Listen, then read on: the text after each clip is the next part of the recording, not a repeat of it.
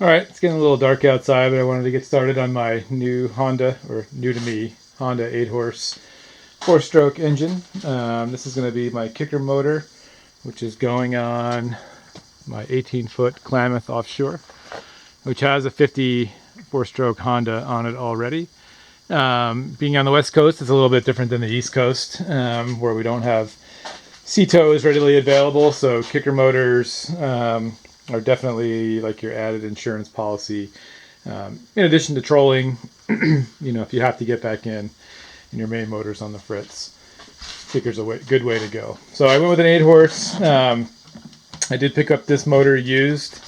I would say it's in good condition. The owner did have quite a bit of trouble getting it started and keeping it running.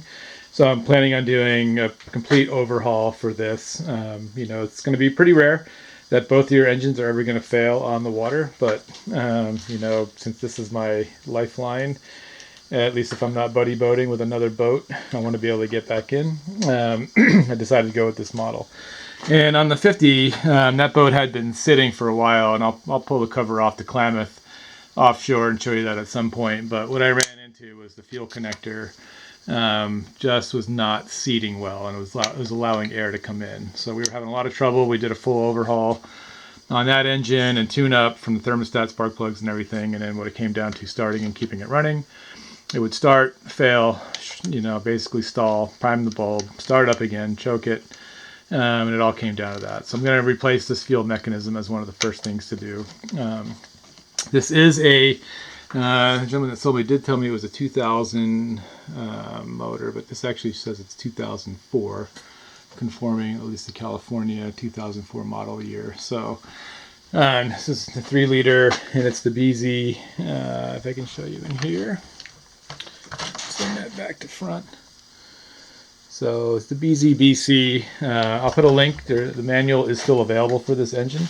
Gentleman thought it was a 25-inch shaft, but it is actually not. If you actually measure from the transom mount or the kicker mount down to the anti-cavitation plate, this measures about 22.5 inches, so that is running about a 20-inch shaft.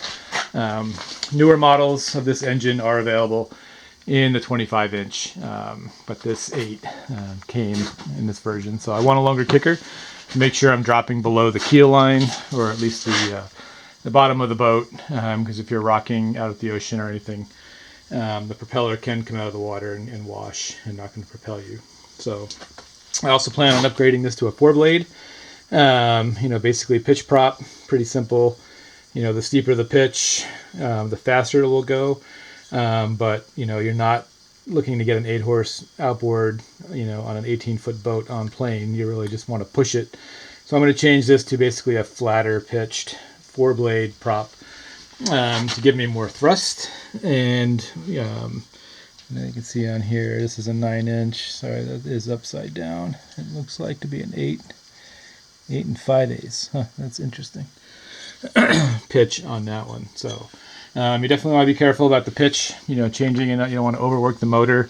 I never plan to be running this thing at top speed or top end anyway, or wide open throttle. It's mostly just a push. So things you're looking for if you're buying a used motor. It was not my preference to buy a used motor. I'd rather buy a brand new kicker, but this one I thought was in good enough shape, even though he couldn't get it started. I'll show you again in a video coming up that we'll do a compression test on this. The bottom was running about 150 and the top was 130. You do want those to be pretty close, so I just want to redo it. I did it pretty quick and dirty in the driveway. I just was happy to see it was over 120 in this driveway. The belt actually looks pretty fresh, so I'm not going to replace that. It is a little bit of a job, so that might be a future upcoming. But a couple things you might want to have on the water, consider rebuilding, redoing your fuel lines, replacing the diaphragm and the fuel pump. That's a vacuum-based pump, and there's a diaphragm in there that can actually fail at some point. This is a Honda, so I'm optimistic that it's in good shape, but I will replace that. This does look like it had some head work done to it. I don't know, that could be factory sealant that I'm seeing around here. The gentleman did tell me it was freshly serviced, but he couldn't tell me what the service was. Your thermostat's in here, so unfortunately, not the best Honda design with coolant and exhaust and intake all kind of going through this manifold. There's a lot of potential for water and mixing to get in here if these seals aren't redone correctly. I did order a new thermostat. Basically, deciding whether or not if I replace the fuel switch, fuel connector switch that is, and the motor starts up and runs great, it's throwing a good stream on the telltale. Might decide how much work I do in the beginning, but I think as standard, I would probably tear down the carburetor. I like to actually soak all the parts in cleaner in a little bit of diesel clean.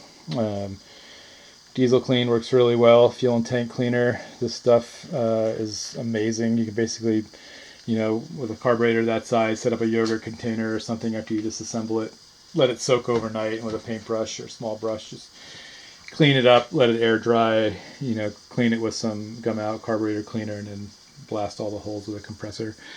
And that cleaner's worked amazing for me. So, things you're looking for if you're buying a used outboard is anywhere you see bolts connecting.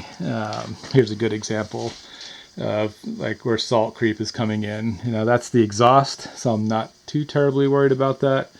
But since I do see some staining above the air intake manifold, I am worried that some water is leaking down. So when I fire it and run it, I'll be looking for water. So basically, I still have to do a full assessment before this thing gets on the water to know how much work needs to be done.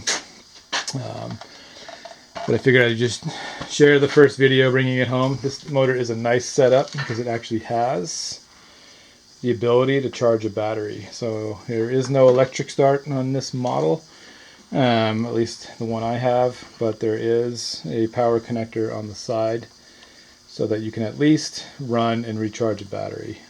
This thing looks to be pretty minimally used and in good shape, so I'm glad he still had that. Things we're going to check for, again, I'll go through the compression, we'll go through the carburetor, we'll fix the fuel intake, we'll do an oil change based on that gasket on the intake. We want to make sure that there's no milky oil. And then coming down to the lowered unit, we'll do a prop change on it, but we'll take the prop off. When motors are used as a kicker motor, which I believe this one was, you tend to get some fishing line wrapped around. If you get too much in there, it can actually ruin the rear seal, and then the gear oil can actually come out. The zinc, the anode actually looks like it's in pretty good shape. We'll clean this up. I don't think I'll replace it, but we will buff this up. You basically want this to be pretty bright so it's actually doing its job, which is preventing electrolysis from the positively charged boat in contact with the water can cause metal corrosion. So this is a sacrificial anode. So this will wear down and get smaller over time. So you basically want to clean it periodically. Wire brush works best. You could use sandpaper without scratching the paint. And then we'll do the lower unit. I am definitely going to do the impeller on this outboard. Regardless, when we did have it running, the telltale was just not that strong coming out. I mean, it was throwing water, but it was not a good stream. And compared to the 50, I think this should be throwing at least a pretty decent stream. So overall, I think for what I paid, which was a little bit reduced because he was having trouble getting it started and keeping it running after he kind of swore up and down that this thing was great and reliable, which put a little bit of doubt in my mind. I mean, again, it is a Honda. So I've got faith that it probably does run great and excellent, but just needs a little bit of backlog maintenance that maybe hasn't been done. I like to see a little bit of a cleaner engine when I'm buying a used engine, and maybe not so much evidence of, possibly of a repair that has been done, but, without having any paperwork or anything to basically conclude what was done, and if it was done right, you're kind of on the hook for it yourself for safety. So give it another run, but for now, that's it. That's the BZBC Honda 8-horse, 2-cylinder, 4-stroke engine. And again, I decided, for the boat I have, which is pretty light aluminum, you probably don't need to go with a large kicker motor, but from a lot of the opinions that I found online. It just seems like going with something with 2 cylinders versus 1 is just more reliable for thrust and power to get you back in. So there you have it. Stay tuned for the updates when we get into more of the maintenance. Thanks.